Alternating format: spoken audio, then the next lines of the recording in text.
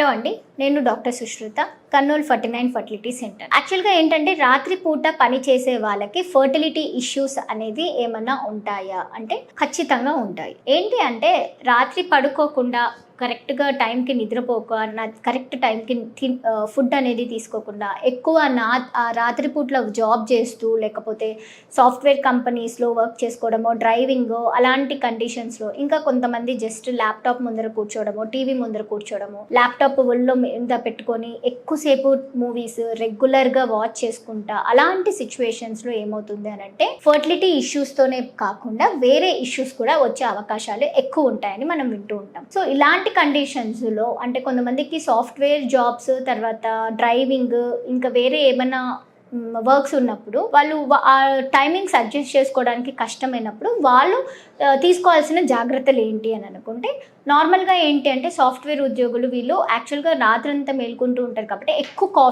Caffeine అనేది ఎక్కువ తీసుకుంటూ ఉంటారనమాట. తర్వాత ఎక్కువసేపు కూర్చొని పనిచేయడం అంటే ఎక్సర్సైజ్ అనేది లేక వాక్ అనేది తక్కువ ఉండడం వల్ల ఎక్కువ జంక్ ఫుడ్ తీసుకోవడము, తర్వాత ఎక్కువ సిగరెట్స్ తీసుకోవడం, ఆ నిద్ర నుంచి బయటికి రావడానికి ఆ స్ట్రెస్ని తగ్గించుకోవడానికి ఇలాంటి అలవాట్లు ఎక్కువ చేసుకుంటూ ఉంటారు. సో వీళ్ళు తీసుకోవాల్సిన జాగ్రత్తలు ఏంటి అంటే వాళ్ళ సెమెన్ అనాలిసిస్ అనేది ఒకసారి చెక్ చేయించుకొని దాని ప్రకారంగా ఫర్టిలిటీ కన్సల్టెంట్ని కలిసి అడ్వైసెస్ తీసుకునేది మంచిది. సో యాక్చువల్గా మనిషికి కనీసం 6 నుంచి 7 గంటల వరకు నిద్ర కంపల్సరీగా ఉండాలి. అది కూడా గాఢమైన నిద్ర పోతేనే మన ప్రక్రియలన్నీ కరెక్ట్గా పనిచేస్తాయి.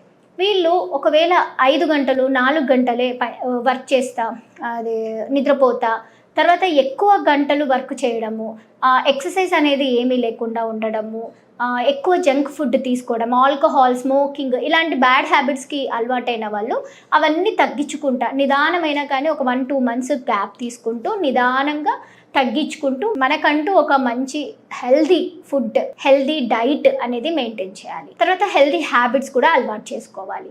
ఇంకోటి ఏంటి అని అంటే వాళ్ళల్లో ఎక్కువ జర్నీస్ చేస్తూ ఉంటారు. సో అలాంటి జర్నీస్ ఎక్కువ చేసుకున్నప్పుడు పగలిపూట అయినా కానీ కొంచెం ఒక 7 గంటలు ఎవరు డిస్టర్బ్ చేయకుండా నిద్రపోయే ఛాన్స్ని తీసుకోవాలి, యూటిలైజ్ చేసుకోవాలి. ఇంకా వీళ్ళలో ఫుడ్ అనేది ఏంటి అంటే ఎక్కువ సీ ఫుడ్స్ తీసుకోవడం వల్ల స్పర్మ్ కౌంట్స్ అనేది ఇంక్రీజ్ అయ్యే ఛాన్సెస్ ఉంటాయి. సీ ఫుడ్ అంటే చేపలు కానీ రొయ్యలు కానీ ఇలాంటివి తీసుకోవాలన్నమాట.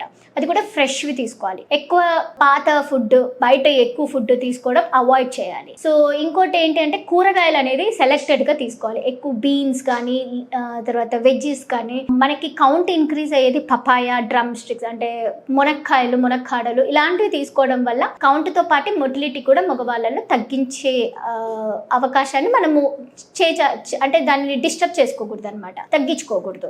ఇంకోటి ఏంటి అని అంటే ఇప్పుడు వీళ్ళలో ఏంటి నిద్రకి 7 గంటలు ప్రాధాన్యత ఇచ్చిన తర్వాత వాళ్ళు జాబ్ అంతా వర్క్ అంతా అయిపోయిన తర్వాత నిద్రపోయి లేసాక కనీసం అట్లీస్ట్ ఒక 45 నిమిషాల నుంచి గంట 15 నిమిషాల వరకు స్ట్రెస్ని తగ్గించుకొని అవన్నీ చేసుకోవడానికి ఈ ఎక్సర్సైజ్లు అనేది చేసుకోవాలి. యోగా, మెడిటేషన్ ఇలాంటివి ఫాలో అవ్వాలి. ఇలాంటి కండిషన్స్తో పాటు ఒక ఫుడ్ హ్యాబిట్స్ని తర్వాత మంచి నిద్ర ఇంకా ఎక్సర్సైజ్ ఇలాంటివి తీసుకుంటే మాత్రం స్పర్మ్ కౌంట్ని కొంచెం మనము ఎర్లీగా డిటెక్ట్ చేసుకొని తగ్గించుకోకుండా ఫర్దర్ ఛాన్సెస్ని ఇంప్రూవ్ చేసుకోవడానికి ఛాన్సెస్ని మనం చూసుకోవాలన్నమాట. థ్యాంక్ యూ అండి.